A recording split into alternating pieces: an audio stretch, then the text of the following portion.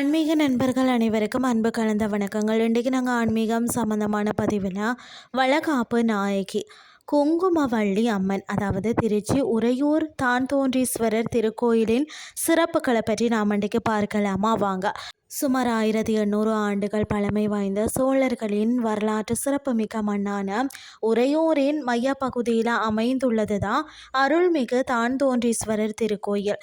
பெண்களின் மங்கள வாழ்வுக்கும் மகப்பேறு பாக்கியத்திற்கும் அருள் பாலிக்கக்கூடிய புண்ணிய பூமி தான் இது. சோழ மன்னன் சூரவாதித்தனின் மனைவி காந்திமதி சிறந்த சிவபக்தியாம். தினமும் திருச்சி மலைக்கோட்டையில் வந்து பார்த்திங்கன்னா தாயுமானவரை தரிசிக்கும் வழக்கம் உடையவராம். ஒரு நாள் பார்த்திங்கன்னா கர்ப்பிணியாக இருந்த காந்திமதி மலை ஏற முடியாமல் மயங்கி அமர்ந்த போது எம்பெருமான் சிவபெருமான் அவருக்கு வந்து காட்சி தந்தாராம்.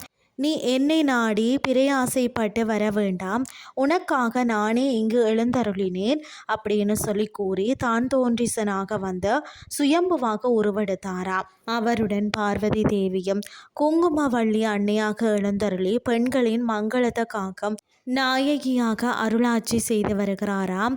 அதாவது தான்தோன்றீஸ்வரர் கருவறையில் கிழக்கு நோக்கி 7 அடி உயர பிரம்மாண்ட சுயம்பு லிங்கமாக காட்சி தருகிறார். குங்குமவள்ளி அம்மன் பார்த்திங்கன்னா இரு கரங்களில் வந்து அங்குசம் மற்றது தாமரை ஏந்தி நின்ற கோலத்தில் எழிலோடு அருள்கிறார்.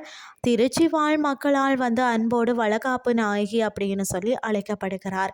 உலக புகழ் பெற்ற வளையல் காப்பு திருவிழா ஒவ்வொரு ஆண்டும் ஆடிப்பூரம் மற்றது தை மாத 3வது வெள்ளிக்கிழமை இந்த 2 காலங்களையும் 3 நாட்கள் கோலாகலமாக இந்த திருவிழா நடைபெறுமாம்.